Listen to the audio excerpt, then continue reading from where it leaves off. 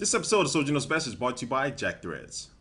Hey, what's up, guys? Soldier Knows Best here. I'm finally back in my office after a couple weeks of traveling. It's good to be home, but I'm now going to start getting back into my traditional product reviews for you guys. I have a lot of products lined up for you, but today I'm going to talk about the state of tablets. So I still think tablets are still the number one electronic product out there that people are not only interested in, but people are also buying as well, as you can see from the success of the iPad. Now, I know Christmas and the holidays are getting ready to come up, and so I know a lot of kids are going to be putting the tablets on their Christmas list. Hopefully Santa or really their parents can get for them.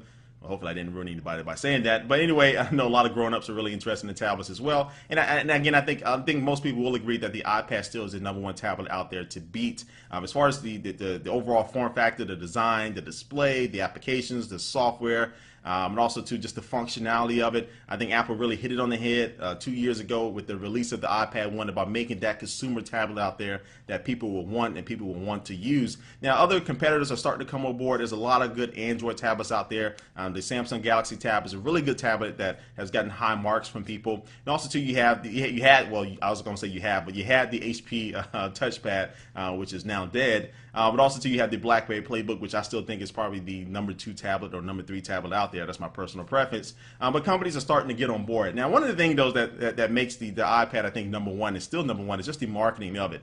They made the iPad a household name. And the reason is, I think, because of the commercials that you see for it. Like the commercials that they do for the iPad, all they do is just show the iPad on the screen and then just show you the applications that developers are made for it, and different things and what you can do with the iPad. Now, other tablet commercials that mostly coming from Android tablets, you may see explosions and people fighting and robots fighting each other and all this stuff, and they keep bragging about being able to run Flash and on the web, and those are the things that I think are not going to really be able to grasp the consumer market out there. So one of the things that these companies need to start doing is really marketing their tablets better. But anyway, I get off on that but I always get off on that subject.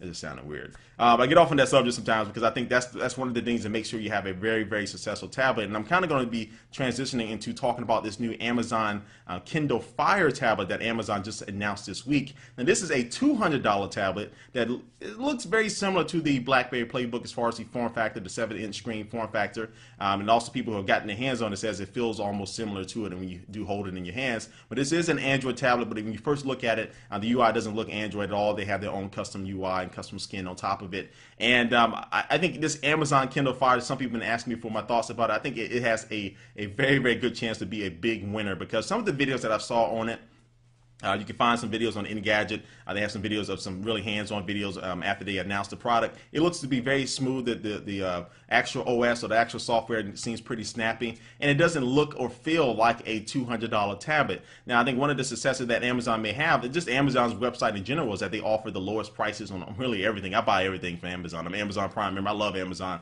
But I think that with this Amazon Kindle Fire, the Amazon is a household name. So I think a lot of people already know what Amazon is, mostly reporting because of the Kindle. And two, I think the price point is really going to hit it on the head. Now, the one thing Amazon is doing here that I realize is that they're just not, releasing a $200 tablet and just banking on the fact that it is $200 that they're going to be able to sell a whole bunch of these things. They're also going to be releasing a good product and a decent product as well. Now, I don't think they're aiming to be the best tablet out there. They may say that, but I think realistically, you don't expect this thing to beat the iPad. It's not an iPad killer. It's not a Galaxy Tab killer. I mean, it's not one of those type of tablets, but it does have a really good chance to become that number 2 tablet out there. And just for $200, and especially the state of our economy here in the U.S. at least, some people are still definitely feeling the effect. $200 tablet versus a $500 alternative with the iPad or some other tablet. That's a pretty tough choice, and especially if that $200 tablet can get you most of what you want.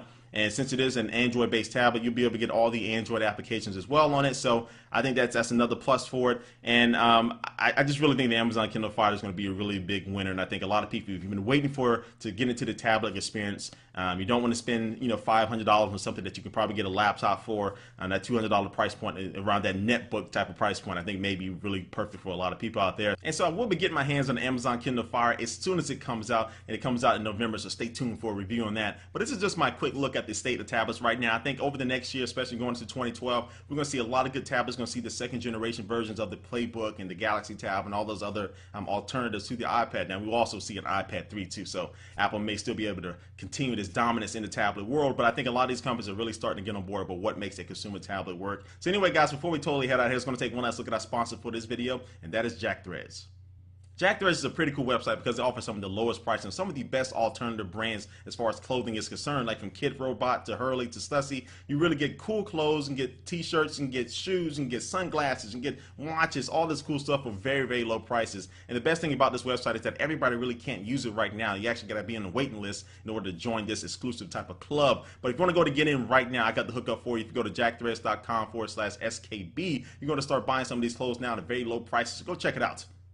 But all right, guys, again, this brings the end to this video, but also I'm interested to see what are your favorite tablets. Please leave a comment down below about your top 3 tablets out there. And also to check out my boy Ty from Ty's iHelp. He just now joined the Revision 3 family. So welcome him. Check out his channel here on YouTube. And also you can find his new videos on revision3.com as well. It's always good to have him. He makes a lot of cool videos, especially a lot of cool jailbreak videos as well for all of those in the jailbreaking community. But anyway, guys, again, thanks for watching this video, and I will catch you later. Peace.